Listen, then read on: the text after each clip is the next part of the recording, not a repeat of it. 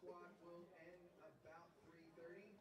Folks, when this squad ends, Chuck Gardner graciously is going to have a sit-down conversation with anybody that would like to stay. It is free for you to go in there and sit and listen.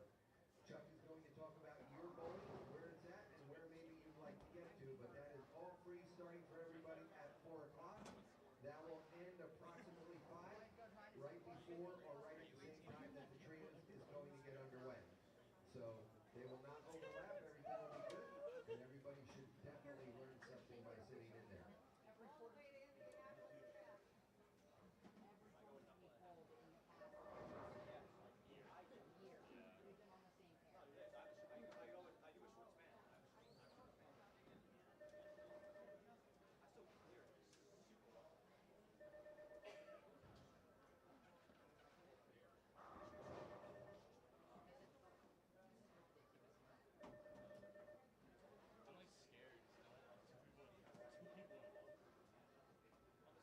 No, they're probably all playing last year.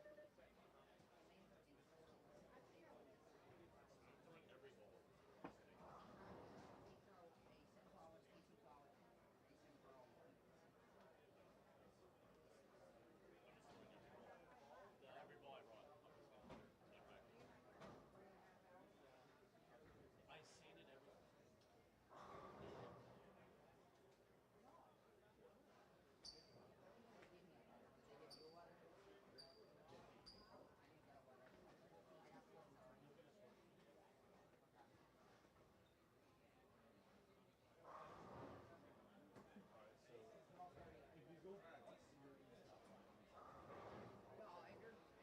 Okay, everyone. I'd like to welcome everyone to this year's 24th annual Parker Bohn III Scholarship Tournament. Before we get into this year's competition, I would like to take this opportunity to thank a few of the following people for making this year's event possible. First and foremost, the Brunswick Corporation. Their continued support throughout every year that we've had this tournament, this is our 24th year, has made this tournament grow and allowed all of us to come together under better circumstances out on the lanes, and hopefully that's going to benefit you in your scholarship opportunities. Bill Rollback of Manchester Accounting Services, Chris Forey and Buddy's Pro Shop. The next opponent I'd like to thank, he's actually here in the building, Chuck and Deborah Gardner from Bowl for Life. They will be donating a total of $2,500 in scholarships. We will pick 2 lucky drawers, bowlers from each of the qualifying squads. We had 2 winners earlier. There will be 2 that will come from this squad right before you get underway. Each youth bowler will receive $250 in scholarship money just for entering the squad. And please, look out on the masking units, all of the additional sponsors that you see out there. They have all graciously put in to make this event what it is and what it has grown to. Neil and Nicole Feingold, as well as Charles Anderson, the owner of Howell Lanes, and the entire staff for helping hosting this outstanding event. Matt Himmler from the PJBT, the entire staff, Danny Weisman, and Tony Gaffney, and their help promoting the tournament throughout the event and throughout their own events. Thank you very much. I know a lot of kids, so it gets a little tough. To the volunteers, thank you for taking their time out of their holiday weekend to spend with all of us. Tom, Maria, Larry, Robin, Madison, Susan, Justin, Brandon, Cindy, and of course my wife Leslie. We can't thank them enough for being a part of this great weekend. Like I mentioned earlier, Chuck Gardner is here with Bowl for Life and his Brunswick Youth Experience. He's also here with Phil Brylow from 10 on the Deck, who will be providing all of the live stream. Please make sure that you share that with your friends and family at home if they would like to watch. To go on to Justin Bohn YouTube and click on the live streaming, and they can watch the event as it takes place. A big thank you to Justin for being truly the social king for this event and handling every entry, all the processing. Folks, I can tell you right now, there's a lot of time and effort that goes behind the scenes, and he has made a lot of that possible. So, Justin, thank you once again. You went like minus 200. And last, folks, certainly but not least, my wife Leslie. You know, I get the glamour of standing here behind a microphone for 5 or 7 minutes. Well, she has done all of the hard work behind the scenes. Everything that you see out on the lanes, the tournament itself, the time frame, all of the things that you see inside the raffle there. Dear, once again, and on behalf of all of us, thank you very, very much for allowing this and making this all happen.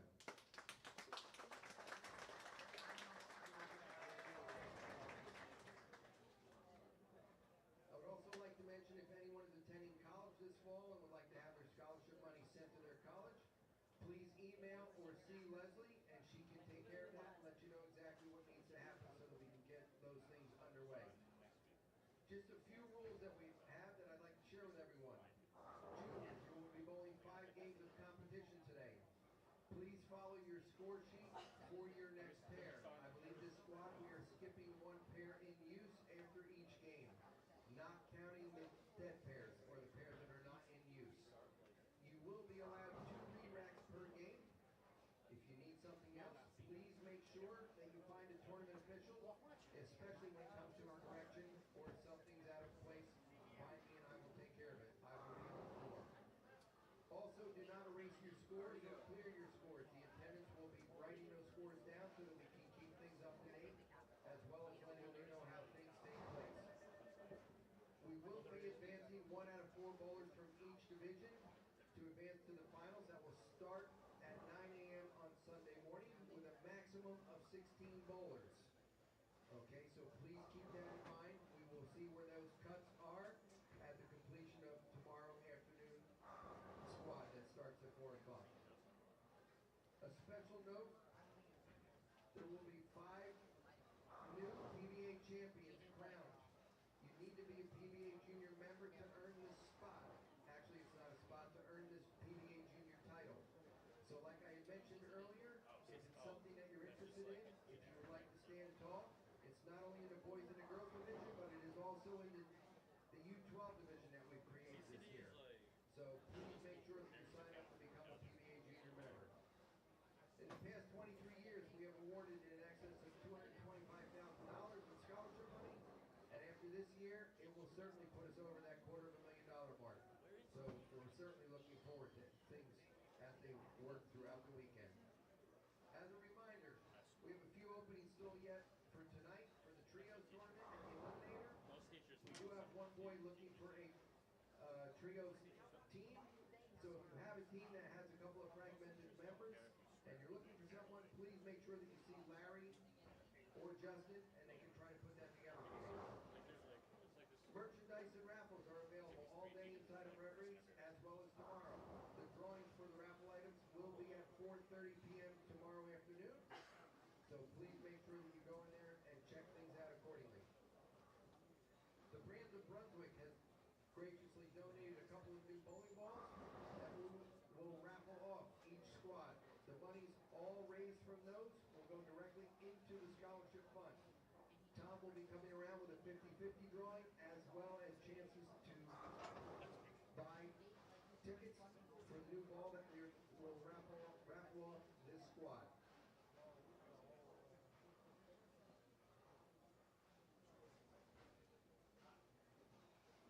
Earlier we had a past champion. I don't know if he's still bowling this squad. If he is, please, Brady Cassidy, the 2021 champion. We'd like to recognize him.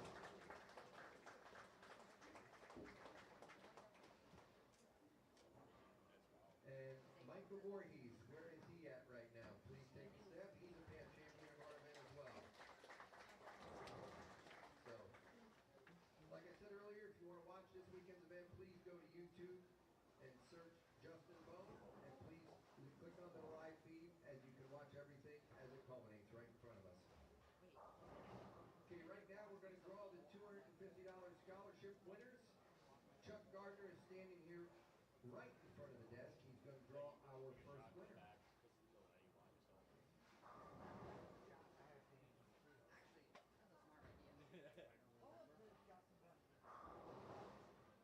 Congratulations to Jesse Tacone. Please come up to the front desk. Jesse will be one, and we will find out who the second winner is.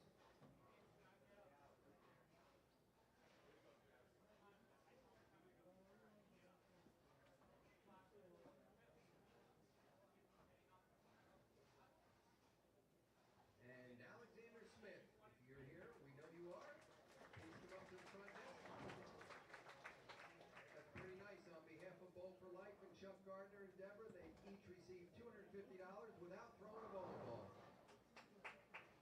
So let's get a picture of them.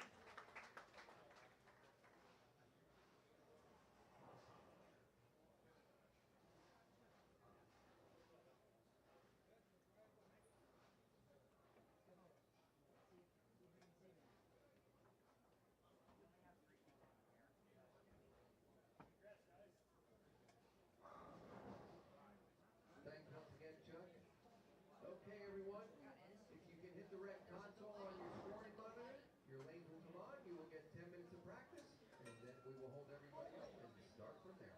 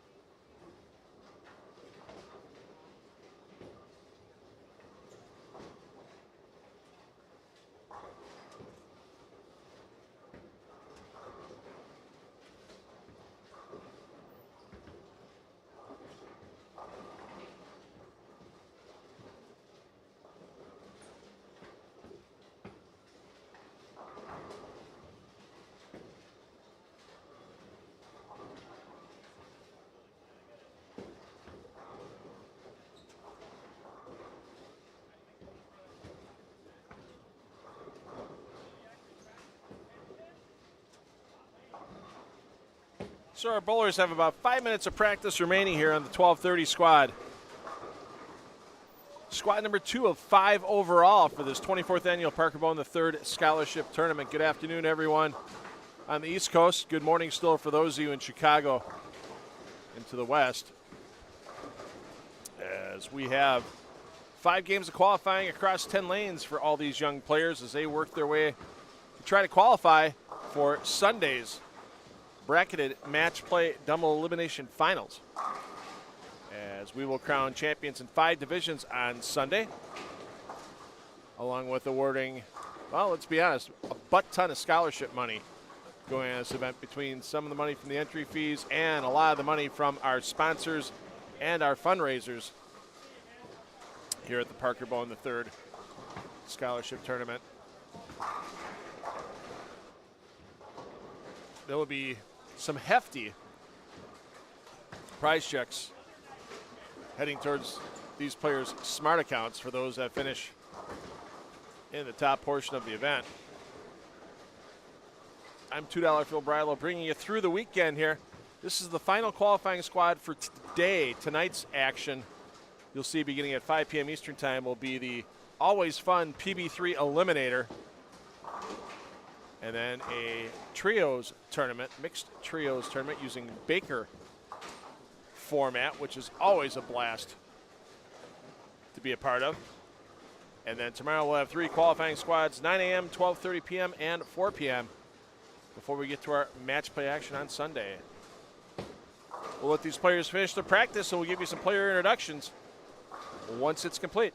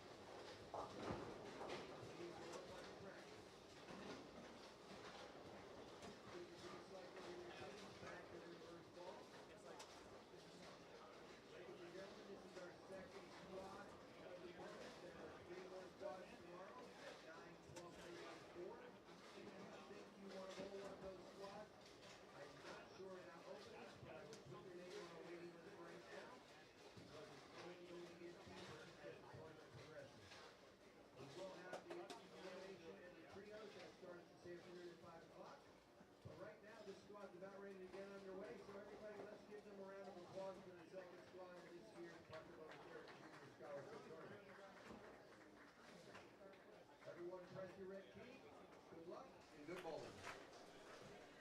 And there you go with the announcements from our tournament host, Parker Bohn III. We are underway.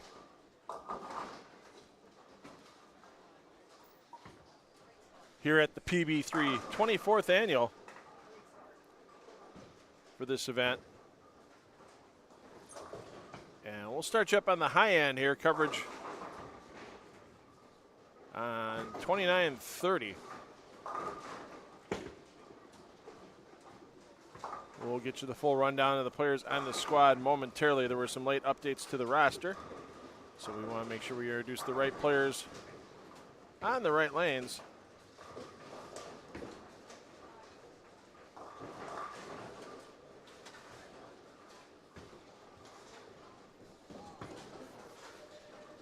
Bowlers are attacking a 44-foot specially designed pattern thanks to Kegel Bowling and John Janowitz for designing that pattern. About 28 mils in the pattern, where most of the players will be playing.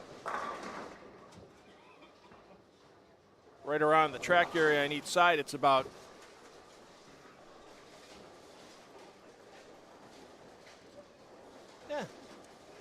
just over 2-to-1. You get all the way to the outside few boards of the lane compared to the oil in the middle, and it's about 4-to-1, but it's relatively flat between first board and seventh board, and that's when the crown starts to build in. So you're not going to see too many players trying to play outside. One would think there could be some success if players need to move outright early, but you're going to have to be exacting with it being flat on those boards outside the track. So I'd say no matter what the player or rev rate or ball speed, you're going to see most players on both sides of the lane, second arrow and inside for their targeting with a slight belly to the outside part of the lane. Once again, all competition taking place from all 5 divisions. Bowlers are mixed in with each other. In a lot of cases, they try to keep the bowlers in their age range grouping. So you see a lot of 18 and under girls with 18 and under girls, 15 and under girls with the 15 and under girls, and so on. But that's only for their starting pair. Obviously, as they move across, they're going to hit all kinds of different transition, depending on who they follow. And if you follow somebody in the 12 and under mixed division, carry down might be a little bit different, transition might be a little bit different than the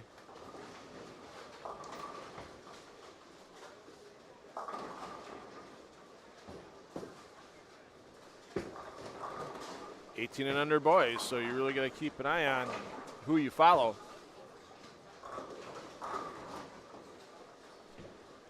And if you're looking to follow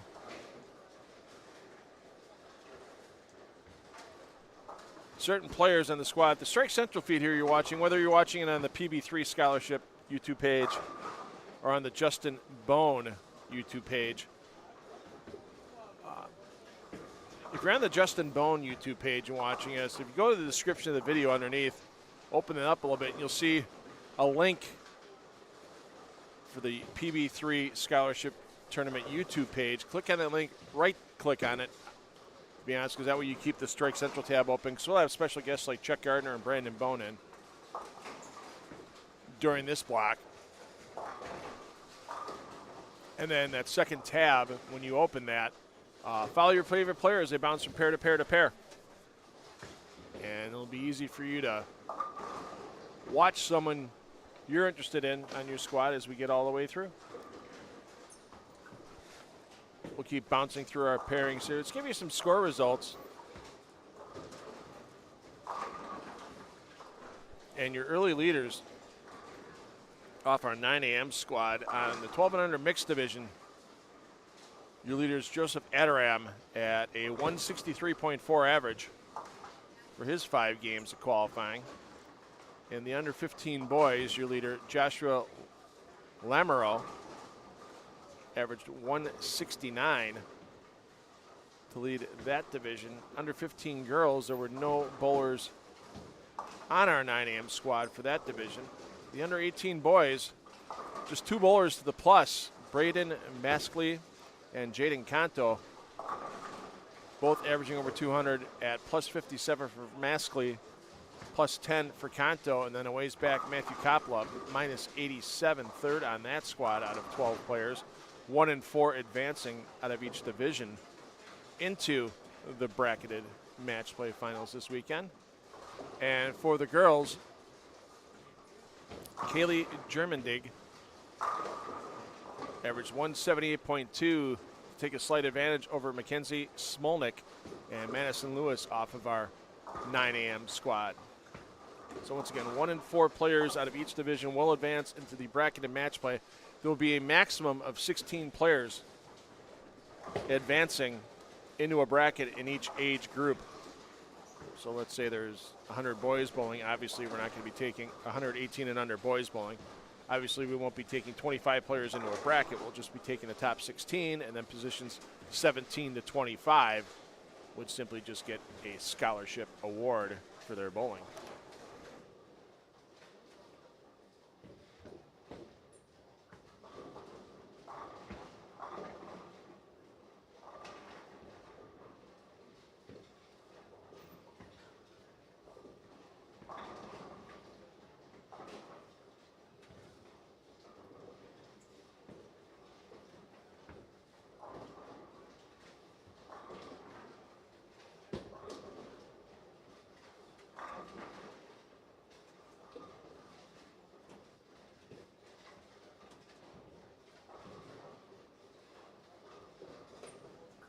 We mentioned scholarship awards, and a lot of that scholarship award money is generated by the sponsorship of this event, including sponsors such as Brunswick, Bowl for Life, Tom Russo Photography, Rev Rates, and Bohn's Elite Training here inside of Howell Lanes, Buddy's Pro Shop, the Storm Youth Championships, Manchester Accounting, Rita's Ice Cream, and the PBA and PBA Junior programs. Great that this is a PBA Junior affiliate event, and if a bowler is a PBA Junior member and wins their respective age group and gender division for the tournament, they will receive credit for a PBA Junior regional win. So that's always neat, because then when you show up at a PBA Junior tournament in the future, you always get that champion's banner hanging out on the masking units and lets everyone know that you've taken down the title in a PBA Junior event.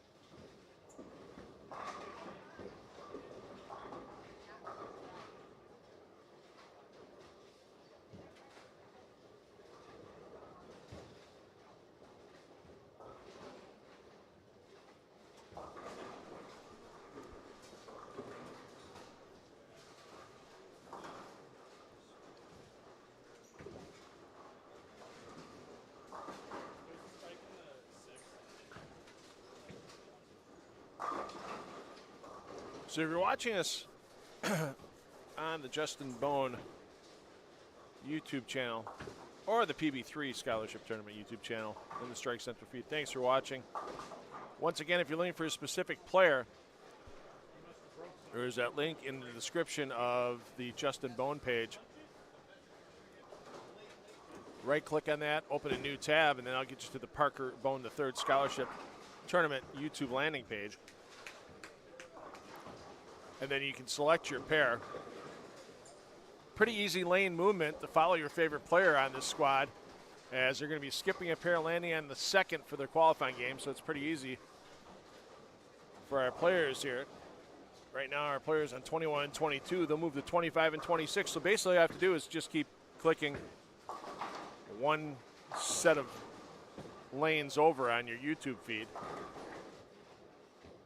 and you'll be able to follow your favorite player through the 5 games. Of course, 27 and 28 will move down to 9 and 10, and 29 and 30 will move down to 11 and 12.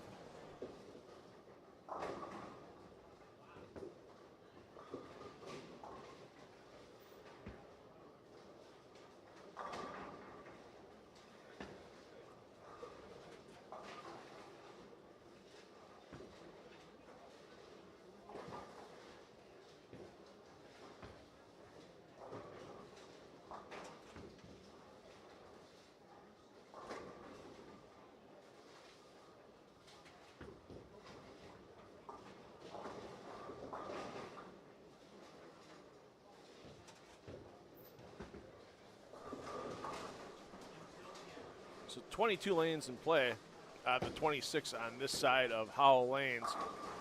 Of course, that wonderful training facility you see right there, the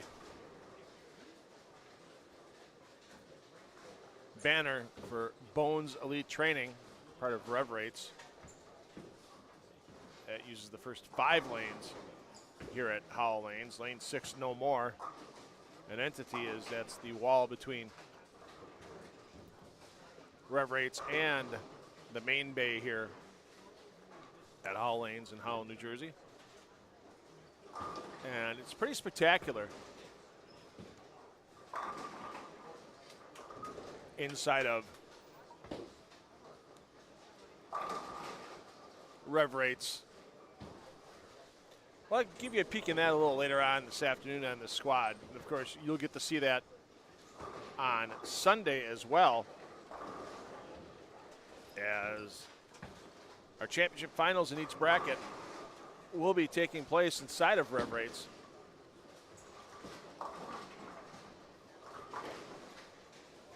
We'll start off with our under 12 mixed final.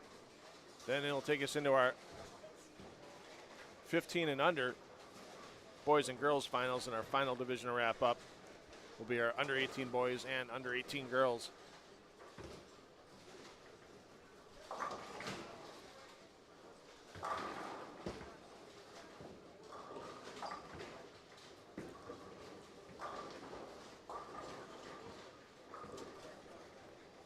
And we're going to make a little bigger jump than anticipated, as we've got a front bunch. Donald Liu down at 11 and 12. Looks like he's working on a 7-bagger. So he'll be coming up shortly in his 8th frame, looking to get his bid for perfection moving forward.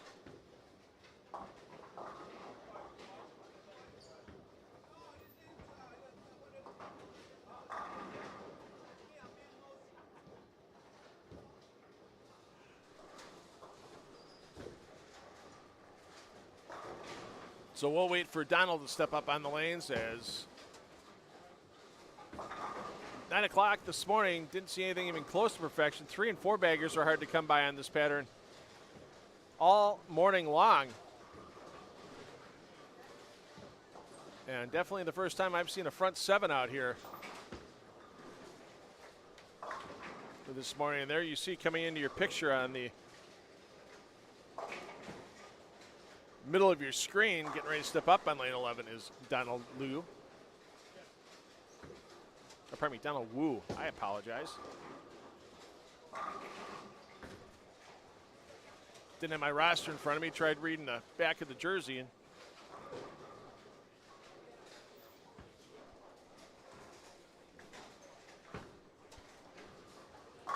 There's your front 8. We'll stay here the rest of game 1.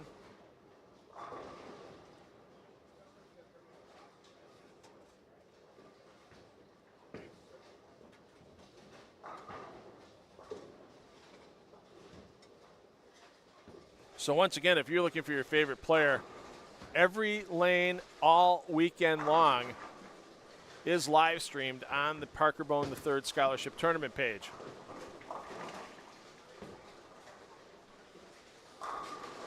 So find your favorite player in game 1. Like I said, all you got to do is skip 4 lanes every time, add 4 to your bowlers.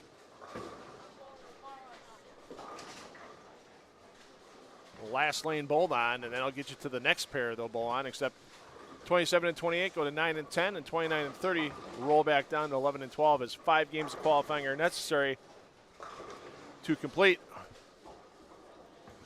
your qualifying effort here at the PB3.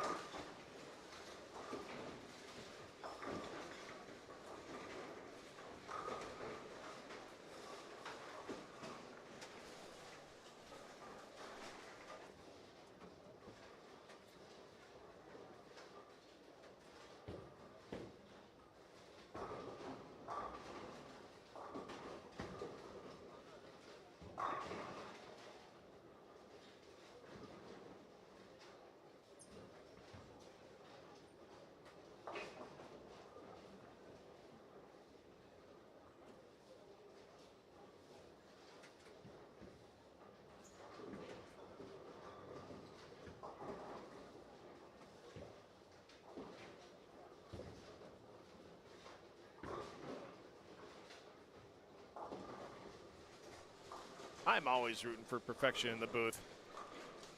I don't care who it is. I don't care if it's Walter A. Williams Jr. who has hundreds and hundreds of perfect games. Oh, get there. Get a lucky break. Not enough. But a great start for Donald Wu here in game 1. And with only 2 players in the boys 18 and under division,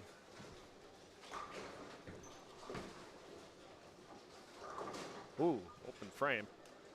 One would think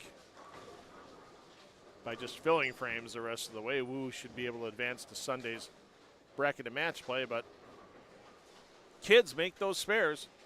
You never know when they're going to come back to bite you in the backside. So our first game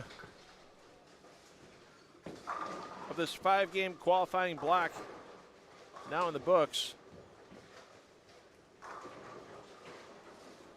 And we'll be back with game 2 of this Parker Bohn III Scholarship Tournament. 12:30 p.m. qualifying squad.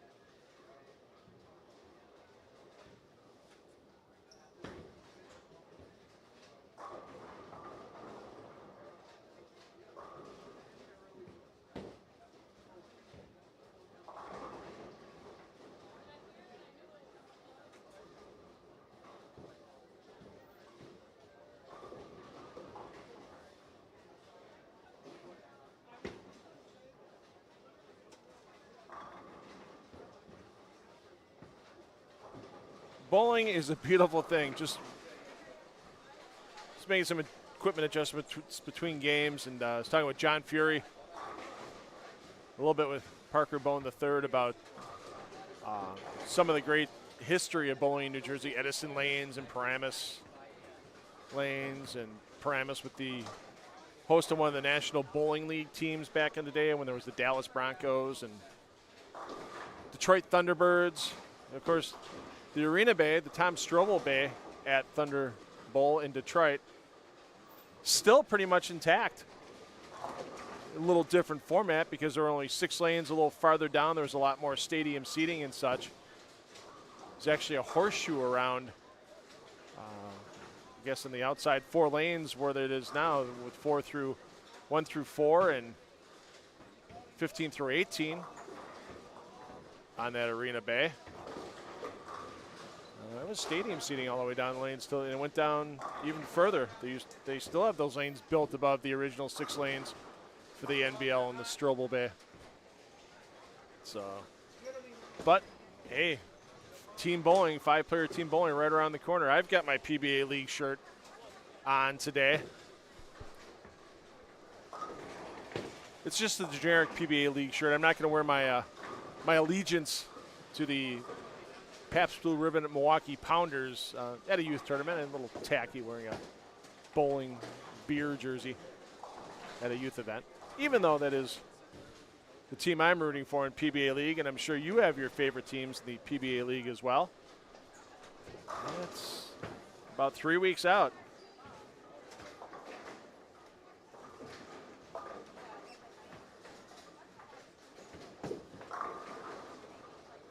Ten teams enter. Can anyone take down the Portland Lumberjacks, 3-time defending Elias Cup champions in the PBA Elite League?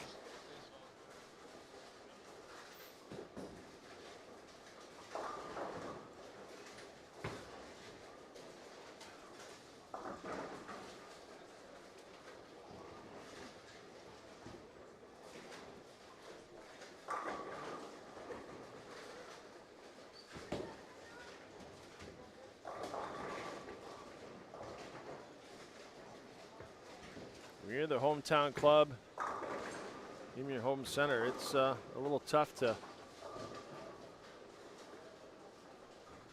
have somebody take you down, especially you've got the core of that team, the franchise Wes Malott.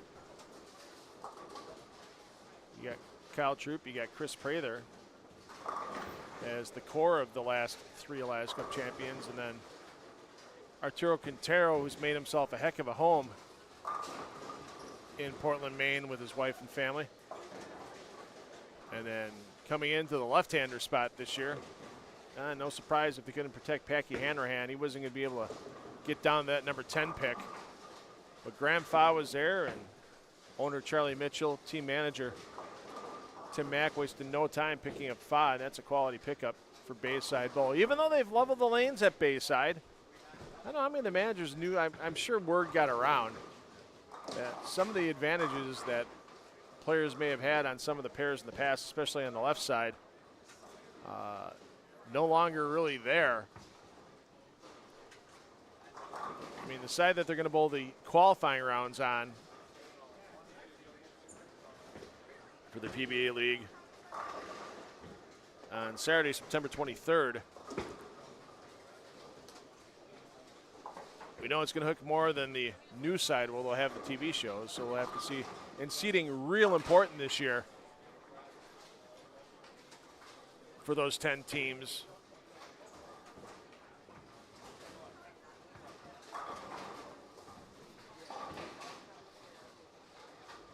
As basically, if you're not in the top 4, you're going to have a heck of a battle, and really,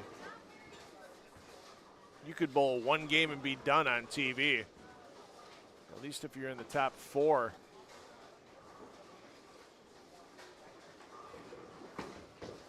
You're going to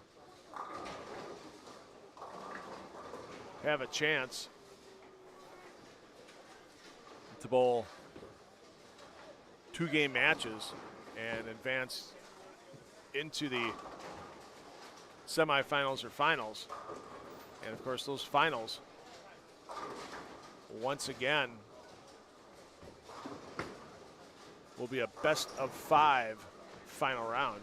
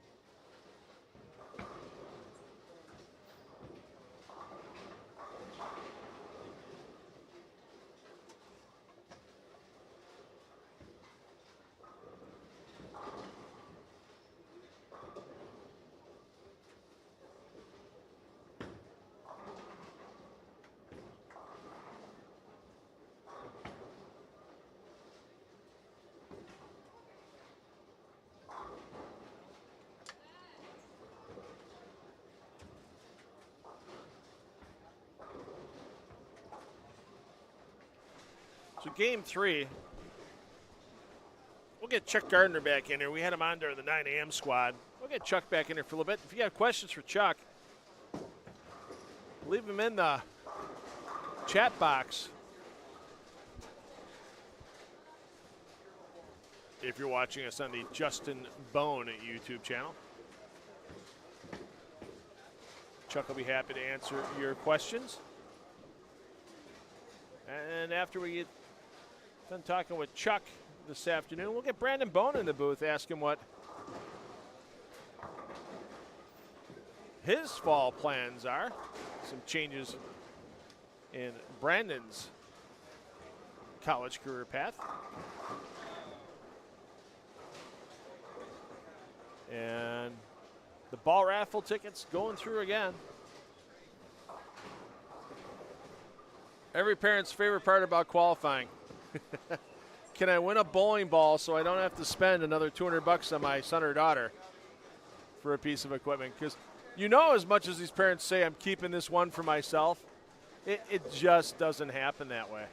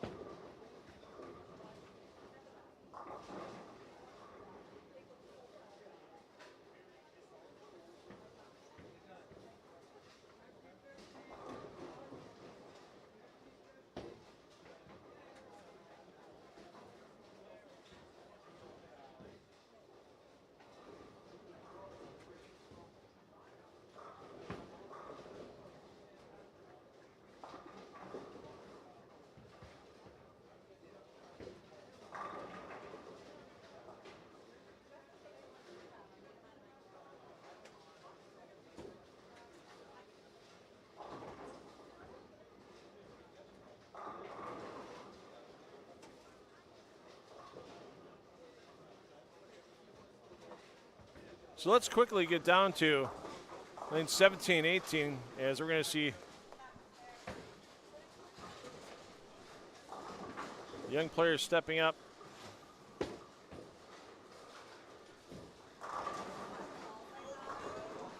working on a front bunch, front six.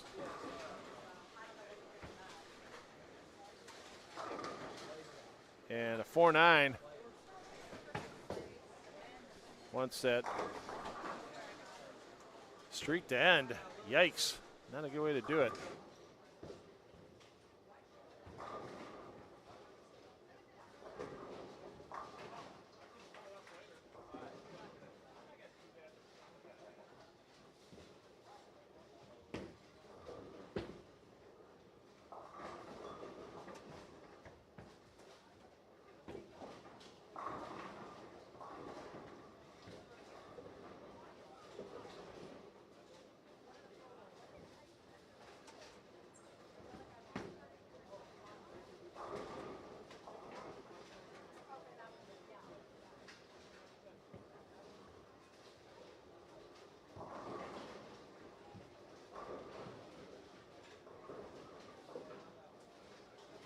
So it's Angelo Galafaro that had the front six before that stubborn 4-9.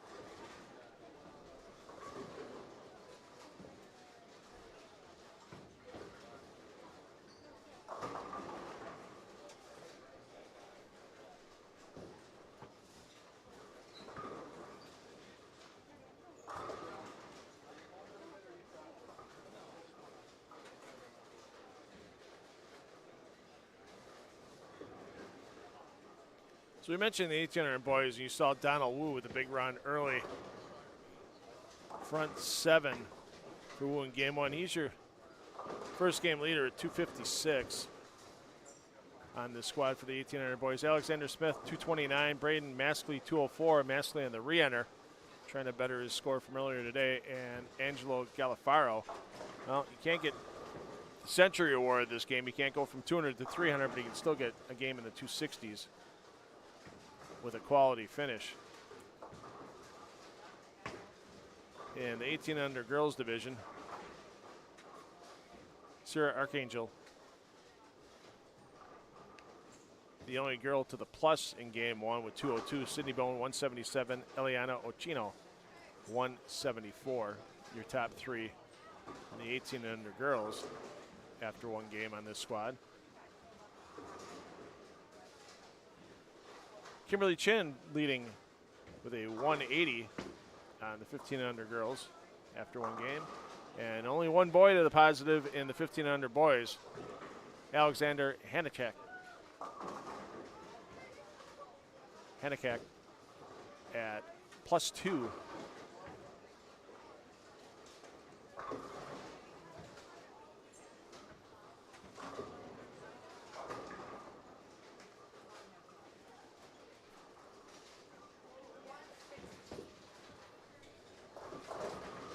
As we're winding up game two, like I said, we'll get Chuck Garner in here, talk a little bit more about Bowl for Life in game three.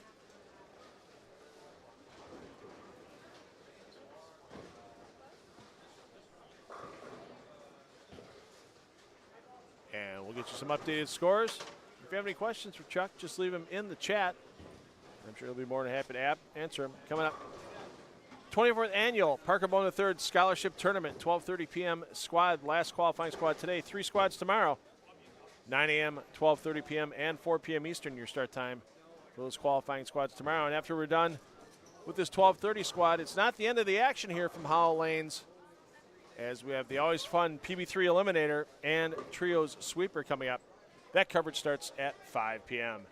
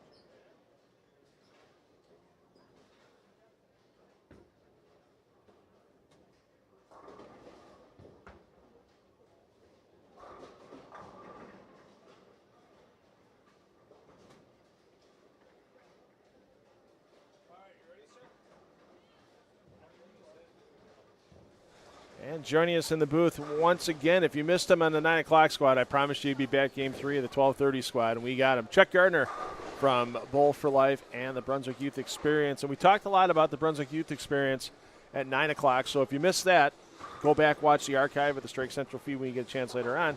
Let's talk a little bit about Bowl for Life. Yeah. I mean, that is your heart's passion project, along with Brunswick Youth Experience, but you've had Bowl for Life going for a little bit longer, and it's a different outreach outlook than the Brunswick Youth Experience actually is.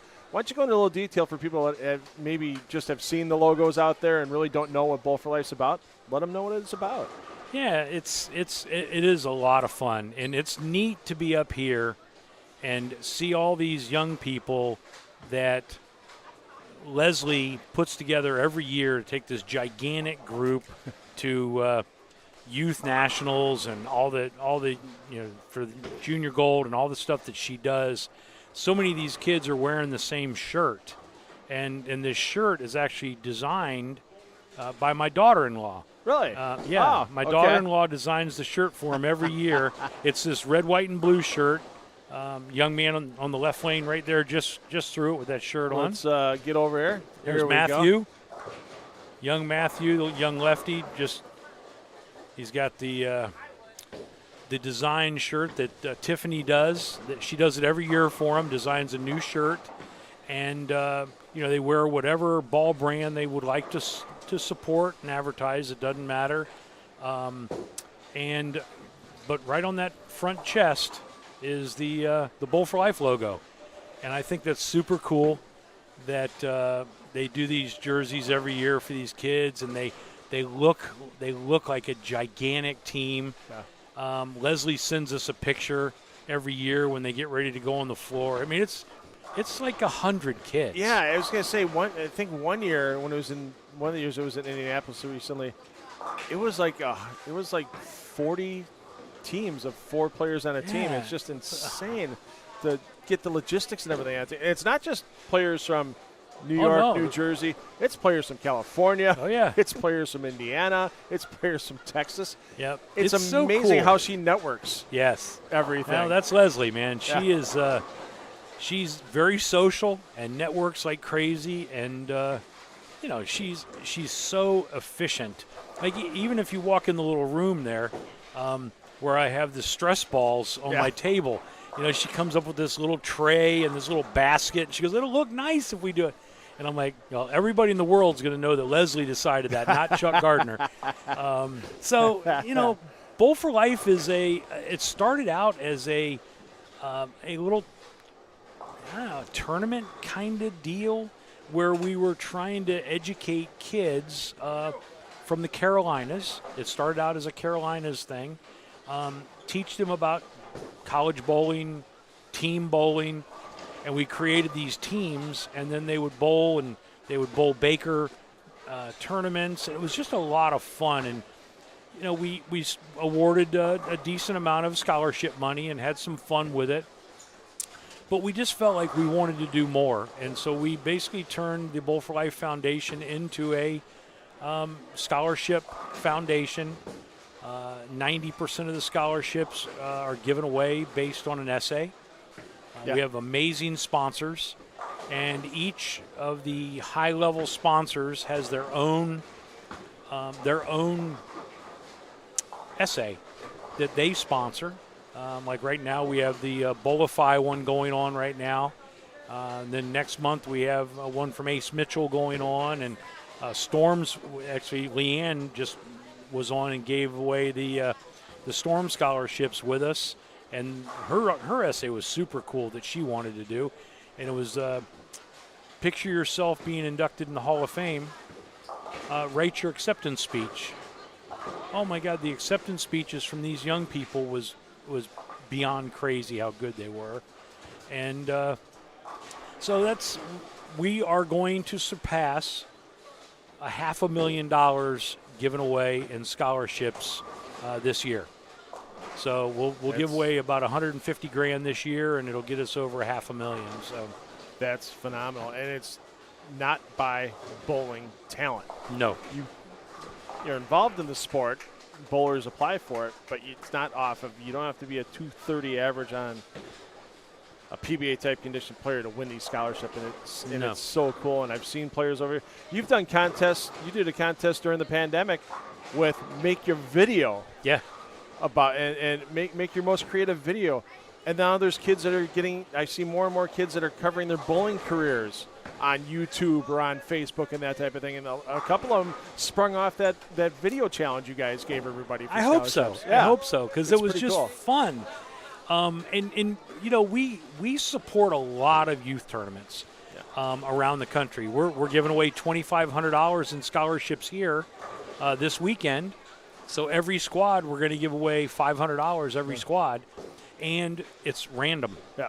It's a random draw. You go into this pick thing, and it picks them. Yeah. And it doesn't matter what you average. And by the way, we gave them the scholarships before they ever threw the first ball. Yeah. So, you know, I think it's important. You know, tournaments are awesome. I love tournaments. Right. I love tournament bowling. I love everything about tournament bowling. But there's plenty of that. But how about what I like to do is I like to give scholarships to good kids. I like to give scholarships to someone that may not win a bunch of money in tournaments, right? Right. So I think it's important that if you're good to your community, if you're a good person, you're creative, you can write a neat essay. I think that's really important too, right? Because I think it's crazy that we think in our society that we don't have to, that we have to admire all these people with all this talent, right? It's what we do. It's our society. We admire NFL players. We admire actors and actresses and NBA players and PBA players. We admire them for their talent. But what about admiring people for just being great humans, just being good people? So I think there's this, you know, I'm not trying to change the world or do anything ridiculous like that. I just want people to have an opportunity to get scholarship money and pay for college. Listen, it's hard. Right. It's hard to pay for college. You know, you have children that have to go to college, and heck, Parker, next year, Parker and Leslie will have 3 children in college at the same time. Yep. 3 of them. Yeah. Crazy. Yeah, exactly. And even thank God for bowling. Right. Obviously. Yeah. You know, their young people have done pretty darn well. Yeah. So financially, it's helped, right? But imagine if you're trying to send your child to college and you don't have that. Right. And the nice part, it was with the change of USBC rules a couple of years back, is that if someone decides that they want to go to a trade or technical school, somebody might not want to deal with the ins and outs of books, but they love working on engines or that type of thing. I know there's a young man that used to bowl my youth stuff back in Wisconsin that went to a diesel mechanics school. You know how much tools cost? A lot. You work on cars for how many years now, Chuck? Yeah. And he could get the tools he needed with the scholarship funds. Yeah. It was great. That's a route he couldn't have taken with his family without the scholarships he earned from bowling. And then, I mean, books are one thing. Tools are an entire another story. Sure. And he was able to buy his tools, and he was able to buy all the equipment he needed to graduate from diesel mechanics school. That's awesome. And you know what? And he's coming out of that mechanics school, and he's making $80,000 a year. It's beautiful. Without a lot of student loan debt. It's great. So it's nice that it doesn't have to be, you know, your son or daughter doesn't have to be a psychologist or the next doctor or a social worker or a mathematician. There's other options with college and schooling they can use, post-secondary education, with those scholarship funds they earn, where if they want to do, like I said, be a diesel mechanic or go into other things, as long as they're certified by states and that type of thing, that scholarship money can be used for that too. So that's another awesome part that, you know, USBC, as much as some people want to jump on them in bowling situations, that they made a really good decision with changing it up a little bit where it doesn't have to be the big college to go to. That's cool. And kids can move on and do their thing, so it's pretty awesome. I'm looking at the sponsors that you get. Oh, we're so lucky. For Bowl for Life. It's industry-wide support. There's no brand fighting. There's none of this, none of that.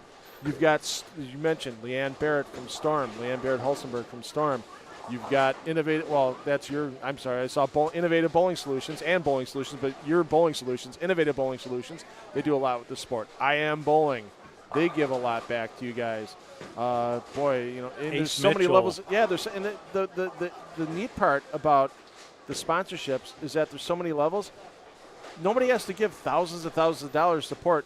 You know, it's great. Bud Moore, we all know that, you know, Bud Moore Lanes, we all know Bill Moore is pretty well off, that kind of thing. And Bill's a big sponsor for you. He is. But it's down to Davey Rosen, so many individuals out there that give to the cause, too. Yep. Really, really neat to see. Well, you know, Davey Rosen was one of our very first sponsors. And the first T-shirt we ever made was a picture of a brick wall in the front. and it showed like a bowling ball hitting the brick wall. And on the other side, the bowling ball was coming through the brick wall. Okay. And it says, breaking down barriers, grow bowling. Okay. And he called me. He sent me a message. He goes, hey, can I call you? I go, sure. Yeah. He gave my number. He called me, and he says, explain to me what kind of barriers you're breaking down. And I go, I'll tell you the biggest barrier I want to break down is branding. Mm-hmm. I want to break down branding Yeah. because, you know, youth bowling, to me, is not about branding or specific brands. Yeah. Youth bowling is about the kids. And to me, bowling is about the people that bowl. Yep. I work for Brunswick. I get it. Been there many years. I love Brunswick. They treat me unbelievable. But I will tell you that one of my first conversations when we were starting this foundation was with Brunswick. And I said, hey, listen, I think I need the help of the entire industry to make this work.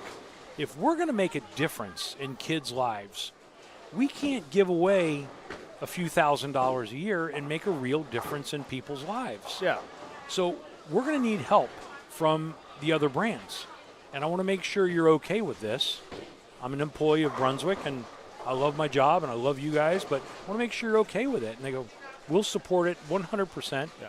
And we want you to get the other brands involved. We want you to, and it's interesting, the first jersey company that was involved was Logo Infusion.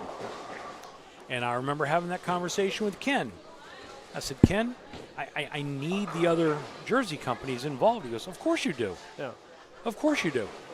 Nobody will ever be more involved than we are. Right. Right. But we're going to support you. So, you know, we have High Five, and we have Bullify, and we have Florida. Coolwick. Yeah. Oh, my God, I've drawn a blank. I'm sorry, Gerald and Cliff, if you're listening. Yeah, As you said, I know. the list is that long and trying to run. I mean, there's 5 different levels of sponsorship you have out there, and it's just amazing. Every page is full. You got to scroll down to see more. And I mean, it seems like once the ball got rolling with yourself and Deb, it just kept rolling and kept rolling. And everybody, you know, it's like the snowball going downhill. It just picks up everything, gets bigger, bigger, bigger. So you gave it that initial push, and everybody's just jumped on board. It's so cool to see. It's been beautiful. And I think, you know, we could run tournaments, right? Yeah. We could run tournaments. And I think it's wonderful that people run tournaments. But I didn't want to give the parents back their own money. Yeah. Right? Right. Like, that's what we do when we run tournaments. Yeah. They're putting an entry fee in, and now we go out and get some sponsors and we get some help. Right. So we get to give them more than they put in. Yeah. Which is awesome. Right. But I wanted to raise the money. It was like this thing. I felt I wanted to go out and knock on the doors myself. I wanted to raise the money. I wanted to sell T-shirts and sell jerseys and sell hats and hoodies and to raise money. Yeah. So what we do, and I've had a few people challenge us over the years and tell me that you can't do what I do. I said, but you don't understand. You don't know anybody's financial position, right? So what we do is every dollar we raise, every dollar, not one penny, doesn't go back to a youth for scholarships. Every dollar. So if we sell a T-shirt for $15, that whole $15 goes back to the youth. Right. Okay? We sell a hoodie. The entire amount of that hoodie goes back to the youth. Deb and I pay for the products. That's part of our contribution. Right. We pay for the products. We pay for everything to run this foundation. We pay for all the mailing. We pay for everything we do. When we fly to an event, we pay for it. Yep. Bowl for Life doesn't pay for it. Bowl for Life, and we have people ask us all the time, hey, can you sponsor our event? Can you sponsor this? No, we can't, because our commitment is to give every dollar back to the kids. Yes. Now, if you'd like for me to give you some scholarship money that you can give away at your event, I'll do that. Absolutely. Because I know it's going to go to the kids, right? Yep. Because we're gonna actually, the tournament sponsor will send the young person's information, and we will deposit it personally into their smart account. That's how we do it. Yeah. We don't give tournaments, like we didn't bring $2,500 and give it to Parker. Right. We'll get all the stuff. Not that we're worried about that in any way by anybody. Right.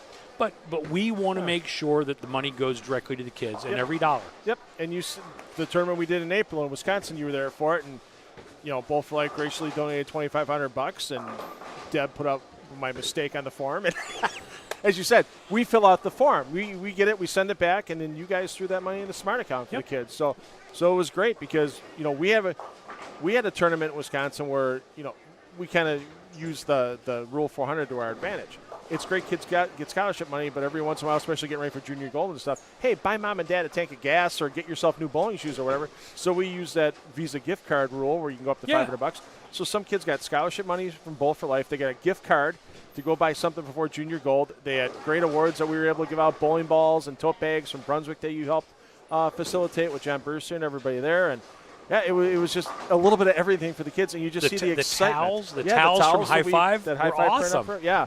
So yeah, it's just a little bit of everything that we were able to do, and you guys help give the intangible that they see later on. We had the tangible they got there, and when these kids get that tournament, as you said, those little purple hammer stress balls are the kids love those things. They do. I mean, those things keep going out the door and flying around, and but it doesn't take much. It's that little tangible thing that can really make a kid's day. And you guys with Brunswick and Bowl for Life giving them that certificate as soon as they win.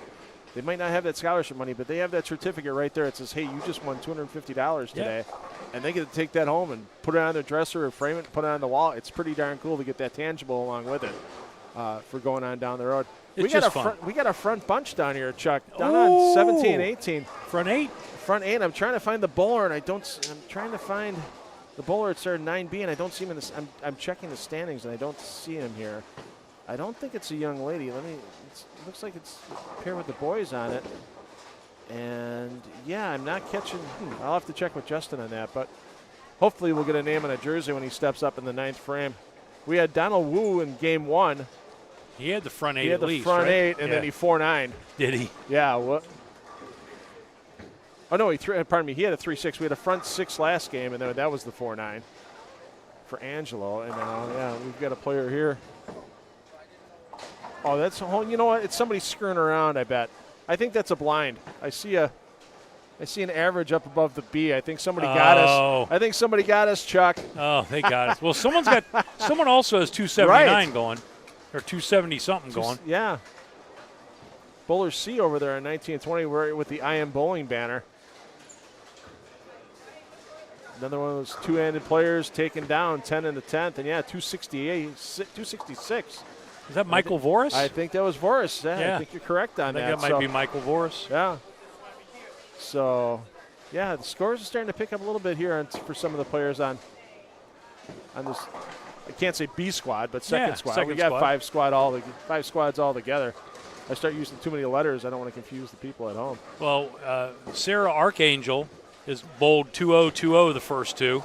So on the ladies' side. Yeah. Yeah, the pattern seems to be playing pretty fair left to right, and you got it. Kids make your spares is the key of the day, because it doesn't seem like it's overly tough, even with a little lower ratio in the middle, that 2-to-1 ratio, for the kids to get to the pocket. It's just a matter of, I'm seeing a lot of 3-6 combos when they miss on the speed a little bit, but then they also miss the spare. They only get one of the 2 pins on the spare. Yeah, that's the key, dude. Yeah. That's the key. What do you do when you do coaching at all? How much of the time do you work on spares with players? I'm actually, that clinic that I'm doing this afternoon Yeah. at 4 o'clock. Right. I think, and it's in my clinic that I'm Yep. doing this afternoon, Yeah. that I believe firmly that 40% of your practice time should be focused on spare shooting. Yeah. And spare shooting is even more important than 40%. Yeah. But if you give your practice session 40% of the time on spare shooting, your spare game is going to get better. And listen, your brain has to be able to be good at math to understand that spares are as important as strikes. Yep. They just are. And I was talking to a young guy, Brendan. He won a scholarship this morning, first thing. Brendan, good-looking kid, 16 years old. Oh, I can't remember his last name. I'm drawing a blank. Him here. He's bowling this squad too, I think. Not Braden. Braden Massley? No, that's not it. Is it Braden? Might be Braden. I see a Brighton Boyce. I see a Braden Cassidy. Braden Cassidy. Braden Cassidy. That's who Oh, it yeah, is. there he is. Yeah, he's bowling this squad too. Yep. So, So Braden Cassidy, he won scholarship this morning for $250, and we were talking over there, and he was explaining to me that he made the final advancers round at Junior Gold this year, and he missed one single pin the entire event, wow. and he only missed 2 makeables throughout the entire event. And there was a girl sitting there and a couple other kids, and I said, I've said this for 25 years. If you make all your makeables in qualifying at Junior Gold, you're making the advancers round every time. And when I hear young people say, I didn't match up, or I didn't strike enough, or I didn't this enough, to me those are excuses. Mm-hmm. They're excuses. Yeah. So filling frames when the lanes are hard, even though they're difficult here, Yep. filling frames is going to get you in the cut. Right. You don't need 6 and 7 baggers to make the Yep. cut. You need to fill frames. Yep. Exactly. I remember talking to Ryan Simonelli one time, and I was busy with this is back in the extra frame days, and talking to Simonelli. I go, yeah, I don't have a lot of time to practice nowadays. I said, I'm on the road a lot, and when I'm at home, I'm bowling a sport condition league. I said, I'm really glad I got a really, really good spare game. He goes, how good is that? I go, Ryan, I'm averaging 195, bowling 3 games a week on a sport shot. He goes, that's actually really respectable. He goes, because I know I can average he goes, I can average 225 on anything, house, China, flat, U.S. Open. And he goes, for a guy like that to say that, spares matter. Yeah. When that's the case, when it's a PBA pro of the level of Ryan Simonelli, even though he's old enough to be everybody's grandpa here now. Sorry, Ryan. But yeah, the spare game is really important. I mean, Ryan has had one of the most powerful strike balls on a tour forever, but the spare game is what's paying the bills when he's making cuts. There's no doubt about it. Absolutely. So, well, Chuck, thanks for sitting in again. I'm looking My forward to pleasure. your presentation at 4 o'clock. I've got some time in my schedule. I got everything set for the 5 o'clock trios tonight, so I'm going to hang around because it's never too old to learn something, no doubt about it. So appreciate your All right. time again, brother. You got it. Game 4 coming up next, everybody.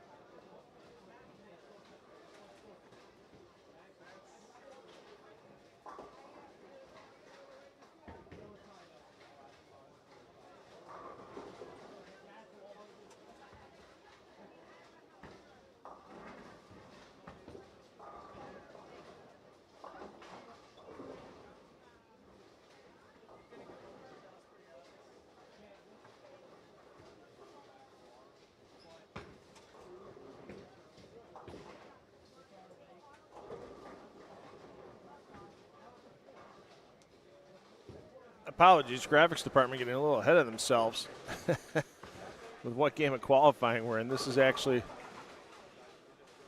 the 4th of 5 qualifying games.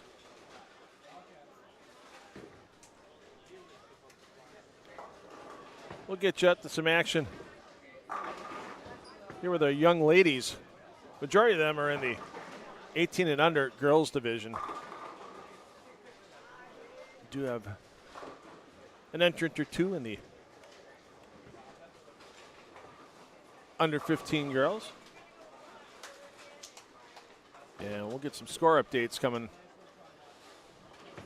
for you shortly. As we mentioned, scoring pace. Well, there's always one or two people that find a way to whack the heck out of them at a tournament, and then everybody else is kind of playing catch-up, especially in short blocks. We saw that on the under-18 boys division this morning with just 2 players to the plus early on. Have a few more than that this morning. This afternoon on our 2nd of 5 qualifying squads. We'll get you a 3-game scoring update when it comes out of the tournament office shortly. And in a little while, we'll also get a chance to talk to our namesake on this event, PB3. He'll be coming in sometime in the middle of game number 4. And if not in game 4, we'll definitely get him for a bit in game 5 before he'll have to leave for that presentation we're going to have for all the young players and their parents inside of Rev Rates. And speaking of Rev Rates, I'm telling you, talk about a beautiful training facility. Let's take you over right now. We got one of our cameras set up and ready to roll for Sunday as our championship finals will take place on lanes 1 through 4 inside of Rev Rates. Lane 5 for Rev Rates. String pins, so we won't be using that, but we'll talk to this man right here about why lane 5 is string pins, and this is Parker Bohn III. Parker, thanks for coming in for a little while with us. I'm sure the fans are enjoying this. And hi, Phil. we were just giving everybody a quick peek at Rev Rates before you snuck up on me, and yeah, 4 lanes of standard bowling, and then lane 5 string pins. Well, when we were fortunate to, let's say come up with the deal of trying to put a training center together, the first thing that we talked about is where does the odd lane go? They said, well, we'll leave it out in the bowling center. And I looked point blank at everybody in the meeting, and I go, why would we put an open lane or one lane out there? You're going to put leagues starting bluntly on lane 7. Right. Are you going to ever put an open bowler on lane 6? No. Wouldn't do that. Wouldn't so ever. You put the wall at lane 6. Now we have the availability to put the open bowler on lane 5 inside of Rev Rates because we have no leagues in there. Correct. But the unique thing about it was in the training center, and it's somewhat becoming the wave of the future. When I say that, folks, traditionalists out there want to see one-handed bowling. Well, two-handed bowling has really taken, a big wave in our sport if you've watched bowling over the last 15 to almost 20 years now. So it's changing the sport as we speak. And string pins, once again, are going to also change the sport. Right. So I wanted to put the uniqueness in it with the training center. We've got one lane. It'll never be a pair. Let's put a string pin machine for bowlers of all ages and all styles, not only to come and practice, but now you can watch what the pins do or do not do considering standardized bowling. And you can see the pins fall down, and you can see that ring in 7 or ring in 10, and all of a sudden, if the corner falls down really late, or pins bounce out of the pit a little bit more frequently because the string gets pulled. Right. And when you look at that, it really opens their eyes up because all the youth bowlers especially are going to bowl a tournament eventually on string pins, and I don't want to see them go out. And Phil, you can back me up on this. How many times a bowler goes out and bowls a tournament, and when they finally figure it out, they go, hey, by the way, thanks for coming over today. We appreciate your entry. So don't get caught up in the moment. Right. Realize it from the beginning. This is what can happen. And one thing that some of the people that might be tuning in the first time might not realize is it's not just a training center with Rev Rates. You rent it out for parties, that type of thing. There was one in there last night that was using lanes 3, 4, and 5, and I guarantee you that party didn't go, well, why is there strings on that lane and not on the other Absolutely. lanes? I mean, so sometimes as bowlers we can get caught up we're in the 1/10 of 1%. You're in the 1/1,000,000th of 1% with your career. But we're in that part of it where you say you're a purist and that type of thing, and change is tough and that not easy to take. But you're going with that change. And I know USBC just changed the rules for the string pins, the certificate to actually certify them. Right. Are you going to change that machine to those new specs, or are you just going to leave it the way it is? We're going to leave that machine the way it is right now. Our lanes are sanctioned. Yep. Okay. Our machines, the other 4 machines, are completely, compliant in every way, shape, or form. Yep. But at the end of the day, that lane is by itself, so it will never be a pair. Okay. So we're not worried about that aspect of it. It's the fact of you getting realization by watching your ball go through the pins, what the pins do, like I said, or occasionally don't do, and then just soaking up the moment and go, okay, this is what I can use to my advantage, and this may not be to my advantage. Yeah, it's pretty interesting to see the wave that is starting to take place with string pins. I've heard that the Brylow facility in Jupiter, Florida, which has had some PBA events in the past, is going to be converted to all string pins. Mm-hmm. And so, how many years do you think it'll be until the PBA has an event on string pins? Do you think it'll happen sooner than later, or do you think it would be? I'm going to go with the assumption it's going to happen in less than 5 years. Okay. Okay, and it could be 3 years. Okay. Once they're out there, the formulation is behind it. It's a sanctioned facility. Even though the PBA is not necessarily worried one way or the other with that, I still believe that we're all on the same page, that we want things on the up and up and fair for everybody to be a part of. So when you look at that behind the scenes, I believe that it's very possible that you're going to see it within the next 3 years. When you talk about facilities like that, I know a gentleman that owns a bowling center up in Boston. He had taken all 50 lanes, all 50 machines out, and he put 50 lanes of string pin machine in there. So, this is a very fine facility. Yep. It's very well run, very well maintained. And he just said at the end of the day, you know what? If I'm going to change a couple of them, I'm changing them all out and all in. Yeah, and we've had that in the past, especially in areas on the East Coast where there used to be duck pin or candle pin to stay in business. They've converted lanes. There used to be dual houses. Yeah. And a lot of them converted to 10 pin after the lack of interest in the other part of the game kind of fell away. And now they're doing it where to keep the interest in the game and to keep their costs down on top of it. You don't have to pay as much to get somebody to go down there and untangle a couple of strings as you would to have somebody to get a wrench and take a ball wheel off and put a new one back on. Exactly. And that's part of it, too. Exactly. There's another PBA member that owns a bowling center just outside of Pittsburgh. He has a 16-lane facility, and he just actually changed his over the summer. He had taken out all 16 machines and put in 16 string pin machines. So I don't know, once again, whether he's compliant or not with USBC. Right. I don't get in the middle of that, but he said for him it was really a win-win situation. Yeah. And all of his bowlers are enjoying it. Yeah, and if you're all bowling on the same thing at the same time, like you said for a PBA tournament, you're all bowling on the same thing at the same time. Best man or best woman's going to win at that point in time.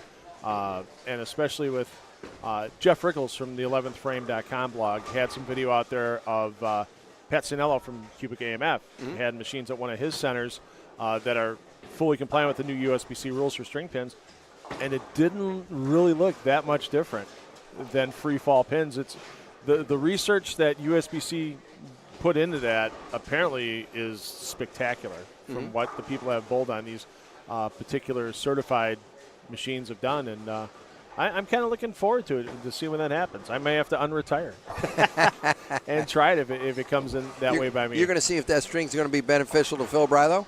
Why not? Hey, last time I threw a bowling ball was last year in Rev Rates, so the ball test. I forgot to bring my bowling shoes this year. I was going to bring my bowling shoes and bowl again.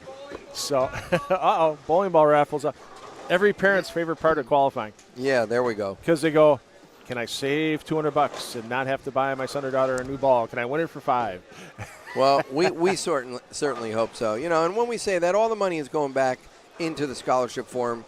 It's going to go back to all of the youth that are out there today. So, from my heart, I can't thank the parents enough for bringing their sons and daughters or, let's say, friend or relative here. And it's really going to benefit the kids when the weekend is all said and done. Yep. You had John Janowitz help you with the pattern here. Yes. Every year you change it up a little bit. It's always a fresh pattern for these bowlers to come out and attack. This year it's 44 feet in length. It's about 28 mils in the pattern. 4-1 if you go full inside to full outside, but it's pretty flat outside of 7, and then it gets that bump up. Roughly around 2-1 in the track area. Are you happy with the scoring pace you're seeing? Because you know a lot more of these players than I do. Mm-hmm. And, this morning on the first squad, there was only a couple of boys that were plus on the scoring pace. Is it what you were shooting for scoring pace-wise, or doesn't it really matter to you what scoring pace is? You know what? I want bowlers to come out and have a good time. I don't look for the dirt grind out, okay. and I hate to say that, but I'm just being realistic. I run one event a year. If I were to run more, I'd probably look for a little bit more of the wave, some higher scores, lower scores, medium scores. But I want the best bowler to win, so I want you to work at it. If you get lined up and you make decent passes, should you be rewarded for it with a bunch in a row or 6? I believe this squad so far we've had 2 boys that have had the front 8. Yep. So there's certainly something to obtain score-wise out there. But as the lanes change, and that's why I use John Janowitz and I use their philosophy with what they're doing, with what we have available here at Howell Lanes, he puts something out there that the lanes are certainly going to change. And you got to be willing to change with it. And if you do that, you stand up for the test. You have an opportunity to put a really good score or post a really good score. But at the same time, if you're not really aware of what's going on with the surroundings, it can come up and bite you, and that bad game or unfortunate game can show up. Yeah, and boy, talk about a heck of a rookie of year effort by John Janowitz getting outside the lane pattern design thing. Wow. Nobody really knew until April when he bowled a regional out west that John was going to take to the PBA Tour, PBA 50 Tour, and get his card. And wow, that's a year he's not going to forget anytime soon. Oh my God, no! It's really fun. Obviously, a fair amount of the players know and knew who John Janowitz was. Everybody respects him for his ability with what he can do with lane surfaces and lane patterns and running machines themselves. But when we were talking early on in the season, literally a week before we went out for the Senior Masters, we were talking about guys that have their hat for potential player of the year. And, you got a half a dozen guys in there that you can throw their name in the hat. And I turned right around and I said, yeah, well, you guys better not forget about Janowitz. And they go, who? And I go, yeah, John Janowitz. And some knew, but some did not. Well, I'm going to tell you right now, folks, if they didn't know who John Janowitz was before the start of the season, they all know who he is now. And that's not to take anything away from Troy Lynn. Troy had an outstanding year, wholeheartedly. He was awarded, or it was mentioned the other night on Bowl.com, obviously.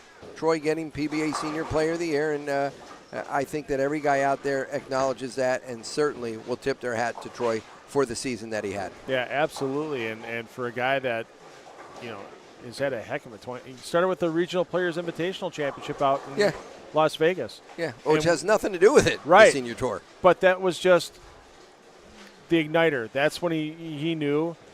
And he thought to himself, and I saw it in a couple of interviews, he said, that's when I knew I could go out on the PBA 50 Tour full-time and do it and make that commitment.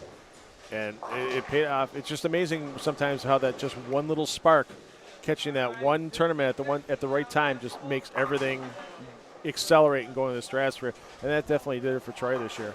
Yeah, well, confidence can certainly breed success. And everybody wants to participate in the tournament. Only a select few really believe that they can win it. Yeah. They all want to win it, okay, but only a select few really believe that they can win it. But regardless whether you're in that upper echelon or down at the bottom, when you finally get to the winner's circle and you taste it, I'm going to tell you right now, you've done it once, you believe in yourself, I can do that again. And Troy certainly, he's the guy that certainly stood up to that this year by winning, like you said, that regional invitational, the senior side of it earlier in the season, and it just propelled him into a magnificent season out on the Senior Tour. Yeah. And your PBA season not over yet. A little later, about 3 weeks from now, PBA League, Portland, Maine. Yeah. The great atmosphere there. You in the Waco Wonders again. Johnny Petraglia, Hall of Famer. Your team manager still. He's been your team manager every season, if I remember correctly. Yeah. You started with back when it was the Brooklyn Styles. Exactly. And you've got a great lineup. Jason Sterner's had a solid 2023. BJ Moore, for a part-time player on tour, one of the best part-time players. He's a silent wonder. Yeah. I mean, my goodness. Unbelievable what he can do with a bowling ball. Yeah, Ryan Simonelli, you've been friends with him for years. And I still remember back in 2015 when you guys made the Rotholman doubles show. You qualified in Milwaukee and just made that great run the last day of match play to get into the show in Indianapolis area. And then a new pickup with Frank Snodgrass. Yeah. So yeah, the quiet guy. You know, here we go, the unknown player. Although players know about him out on tour, he's not really the household name, but he's a guy that really works hard at his game. A guy that's not afraid to dig in and let me say, give it his all on the lanes. And I think that's what Johnny was looking at when it came down to his final pick for what he wanted or what he felt was going to be right for the team. And let's just hope that we have the greatest team chemistry out there, that we can put it all together and really, I'll say, come out from nowhere to come on top of any of the other teams that are there. Yeah, and qualifying, once again, this year important. In some past years, it's just been you get seeded from your previous year's finish. And when there were only 8 teams, it was 1 through 8, you get seeded. This year, I've heard rumors it's head-to-head match play, Baker match play, round robin. I've heard, I haven't seen anything set in stone yet, but definitely advantageous to finish in the top 4 because then you're going to avoid that first TV show and have the bowl one-game matches to try to get into the bowling off with the top 3 or 4 teams. What's the outlook for qualifying when it comes to something like that? Where you got a new guy on your team, you've bowled in years past, you know Bayside Bowl. What's Johnny going to do to try to get you guys to gel together and get you in one of those top 2 spots and avoid a lot of the pitfalls that could happen with the TV shows? Well, I think we got to see where everybody fits in. You know, we know that the lanes are going to change. You know that the guys, somebody's going to see it early, somebody's going to see it in the mid-level, and certainly somebody's going to see it, or at least you hope somebody sees it at the end, if not the whole team. Yeah. That's what you're really hopeful for. But when we say that, you got to look at who's going to come on, you know, at the right time. And hopefully, as a team, and I'm going to look at Johnny now, because Johnny is our team captain, he's going to try to pick the best member of that team at that time to be that anchor guy. The guy that's going to get up there and be able to step up in the 10th regardless of what the game is doing, and hopefully post 2 strikes and then have a free opportunity to try something there in the fill ball. So it's really going to be awesome to watch it, how it all comes out. I believe that our team, like I said before, we have guys that work real hard, and the team chemistry has an opportunity to be there. We just have to go out there and get it. Yep. New event here tonight for your tournament. Always fun with the eliminator to start things off. However, yeah, that's going to be a blast. It's kind of like, I think Tom Clark ripped that off from you for his Clash shows on the TV shows. You'll actually see a Clash October 1st with all the PBA LBC national winners. But then after that, trios event. Why the change to a trios event? You know, we talked about it amongst the tournament committee that we have here. Obviously, you know, myself, Leslie, and Larry, Jeremy, Justin. We talked about we wanted to change things up, spice them up a tiny bit. And it wasn't the doubles that really we wanted to see go away, but we wanted to add to it. And by making it a triples tournament, now you got a 3-man team. And it's a 3-man team. We're going to bowl 6 games, all Baker games. And each bowler on the team is going to bowl the 10th frame twice. So to try to simplify it, you're going to be on the same pair. But being on the same pair, and Phil, let's just look at any team. Bowlers 1, 2, 3. Bowler 3, bowler 1, the first game, is going to have to bowl the 10th frame on the opposite lane that they started on. Yep. And then they're going to have to bowl the very next game, the 10th frame, on the lane that they started on. So each bowler in the team is going to bowl the 10th frame on both lanes, and it really should be for a lot of fun. Yeah, it's going to be pretty neat because usually people think Baker competition, they think one lane, and you guys, thinking out of the box, are making the bowlers alternate lanes on the pair. So, yeah, they're not just getting camped in on one lane and opening up the shot, that kind of thing. There's 3 other people from the other team they're going to have to deal with, along with the rotation of their lineup. So if you have a hot hand, you can't keep the hot hand in the 10th frame spot. They're going to be moving one game. They're going to be moving in the 2-5-8 spot. The next game they'll be in the 3-5-9 spot or 3-6-9 spot before they get back in that 1-4-7-10. So it's cool with the rotation. I'm looking forward to seeing that tonight, and I know there's going to be a lot of people watching on as well. Well, we hope so. We're trying to make it easy so it's not confusing. You know, you're going to stay on the same pair, so you're not really going to have to cross the center. But just get on your pair, get comfortable. We want to make it as good for the kids as possible, and also the parents and any spectators in the back. Yeah, and that way they don't have to move around. Right, and then for those of you that will be watching online tonight, watching the live streams, once again, as we have all tournament long, we're going to have every pair of lanes covered. So just talk to your bowler, find out what pair they're starting on, and then you can open up that feed on the Parker Bohn III Scholarship Tournament page. We'll have the main feed with me doing commentary on the Justin Bohn page, so keep both tabs open. I'm sure once the trios gets going, we'll sneak Parker back in the booth, and we'll get some other people in there as well as the night goes on. Appreciate your time, sir. Thanks for bringing me back out here again. Well, thanks. We appreciate you. It's fun to come. It's fun to spotlight some events and take the time to do it. And this is one of them that's really near and dear to my heart the last couple of years. I know for a couple of years, Justin and Brandon would all get my equipment and they'd hook it all up and stuff like that. But it's a little different coming out here and being a part of it. It's a little more fun that way, no doubt. Good. It's great to see the smiling faces out there and the kids. Even if they don't bowl the best block, they walk up to you and you just see the smile on the kid's face. You go, yeah, it's really darn cool. Well, it's good. It's good all the way around. All right, Game 5 coming up next, everybody. Thanks. Thanks, Phil.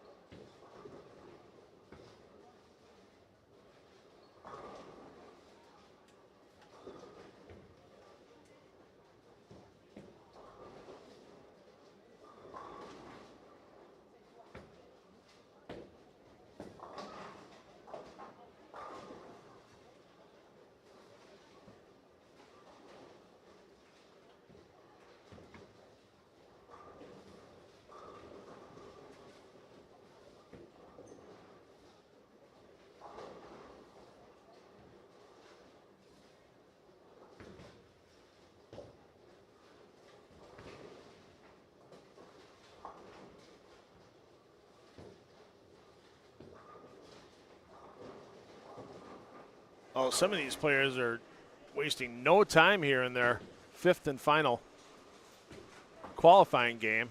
Still got some players yet to make the move from the high end to the low end. But some players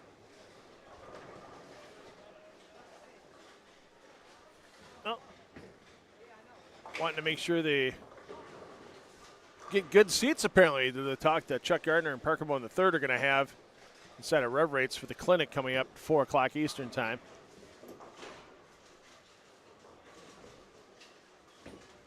Some of these players I'm sure we'll see making another attempt at qualifying for Sunday's bracketed match play finals with the 3 squads tomorrow if their effort falls a little short today. Not many spots left, so if you're watching us and are looking to have you or your youth player coming in bowl tomorrow, I'd make that reservation sooner than later.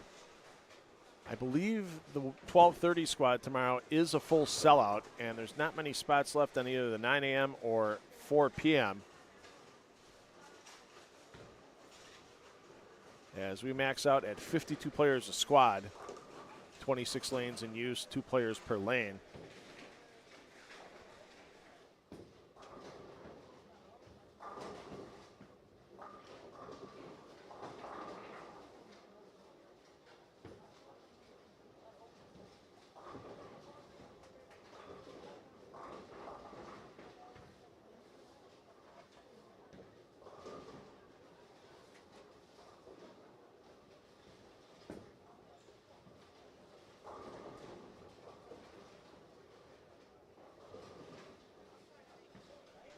Just getting a chance to check out the chat on YouTube again. Sorry I didn't get a chance to do that a little earlier.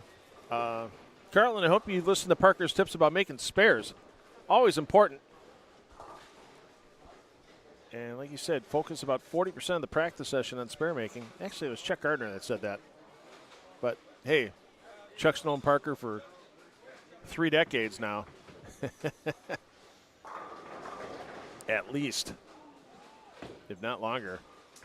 Yeah, work on that spare game.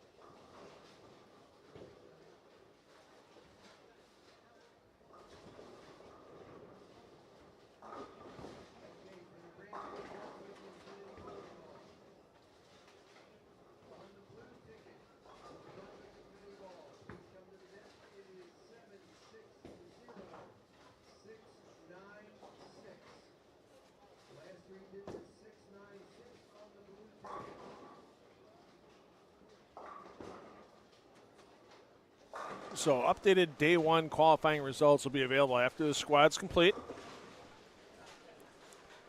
And it'll be available at ParkerBohn, the number 3.com. So ParkerBohn and then the number 3.com.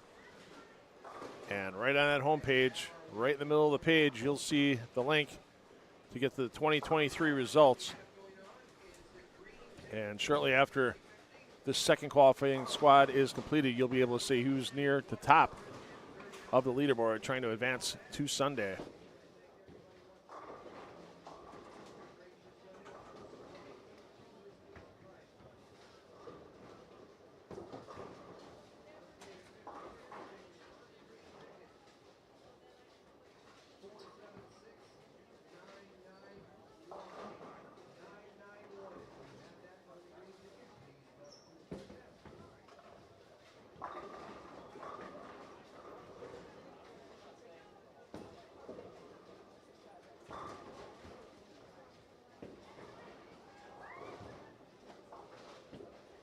Green machine, yeah, string pins.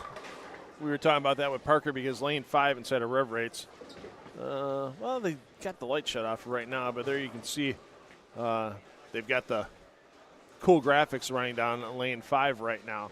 Yeah, that lane is Brunswick's latest string pin setter.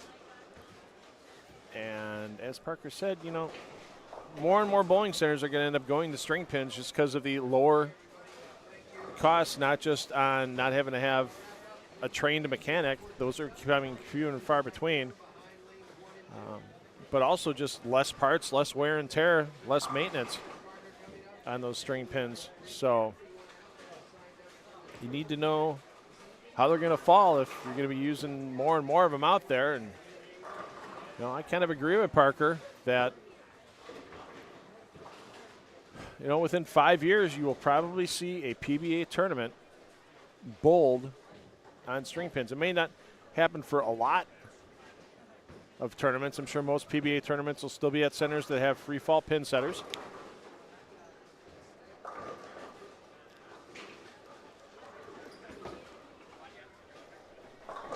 But as an exhibition, whether or not they award a PBA title or not, whether it's just cash or whatever it may be,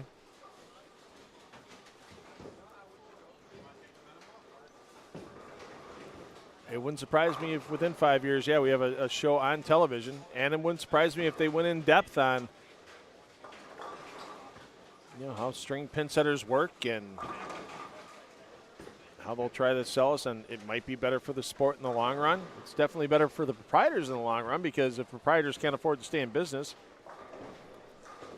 or they can't find the personnel to work on machines, and I'll tell you, it's not easy work. I did some work back in the day on 8270s on AMF pin setters, and some of those spaces you have to crawl into. They're easy to crawl into when you're 25. They're not as easy to crawl into when you're 28, 30, or when you're 48, 58, 60 years old. Those spaces get a little tighter and your body's not as flexible. So, yeah, I can see more and more string pin setters happening.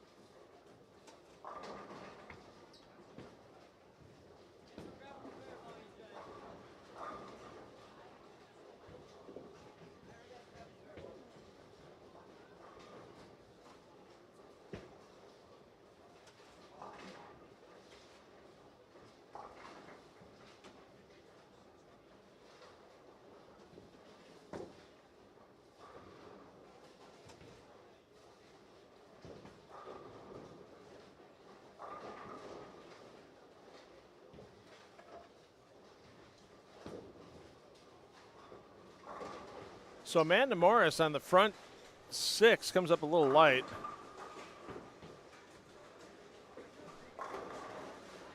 Leaves the 2-8, just gets 1.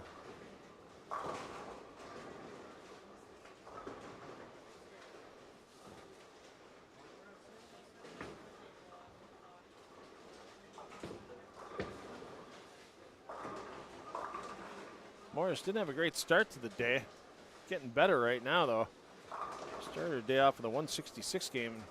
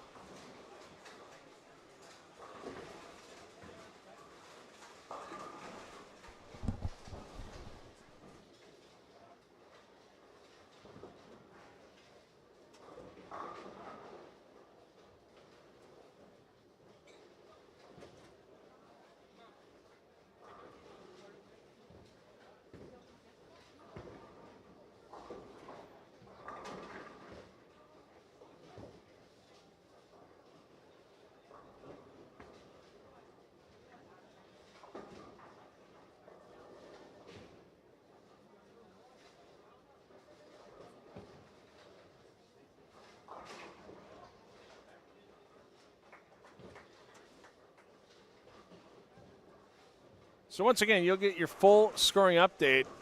Parker Bohn, and then the number 3. So parkerbone3.com.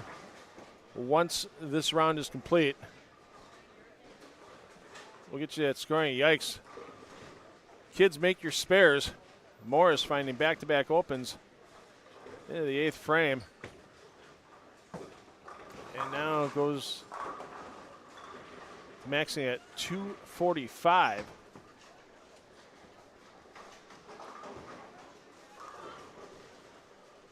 We'll stick with her through the completion of her game 5.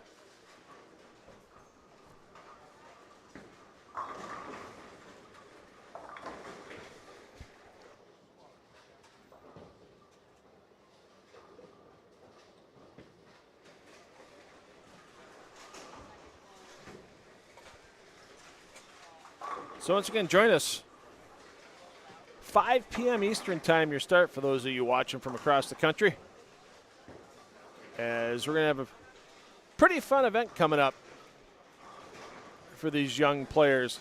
The PB3 Eliminator followed by the Trios Sweeper. 6 games of Baker competition for trios, rotating lineups. And even with a little bit of handicap applied for the players that might not be at scratch. Be fun watching some families bowl together that normally wouldn't be able to bowl together during the PB3, mainly because it's a singles event. But, you know, different talent abilities. And there'll be a little bit of scholarship money up on the line for these young players in the Trio Sweeper as well.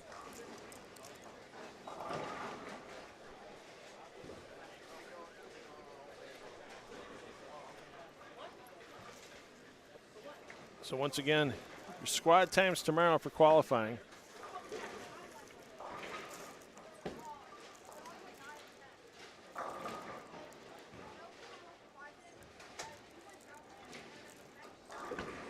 (9 a.m., 12:30 p.m., 4 p.m., your qualifying times.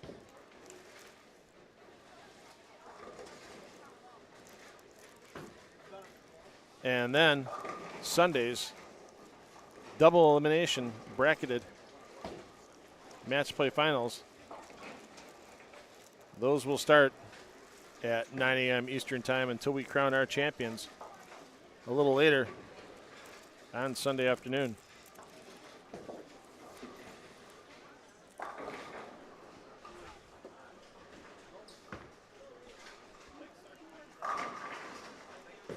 So as our players finish up here, thanks for joining us in the Strike Central feed. Still a couple of pairs in there. 10th frames are on us, but we're going to end our Strike Central coverage here.